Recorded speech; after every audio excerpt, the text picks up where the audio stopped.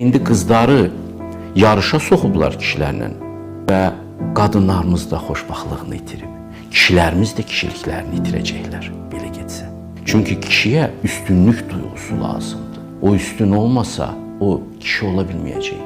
Sən onu üstünlükdən məhrum edirsən, fəlsəfi olaraq məhrum edirsən. O nətər öz restorana gedib əlini cibinə salacaq? O nətər qadınla çiçək alacaq? Yoxsa indi də qadınlar mı çiçək alacaq kişilərə? Siz necə bir dünya təklif edirsiniz? Tamam, siz başınızı çaşdıra bilərsiniz, amma siz fitrətinizi çaşdıramazsınız. Qadınlar yenə də özlərindən boycu yüksək, daha ağıllı, daha tədbirli, daha güclü erkəklərə aşiq olacaqlar. O həmişə üstünlük axtarır. Çünki qadın gözəldir, kişi isə üstün olmalıdır ki, qadın ona aşiq olsun, ona öz taleyini tapşıra bilsin. Bu bizim fitrətimizdir.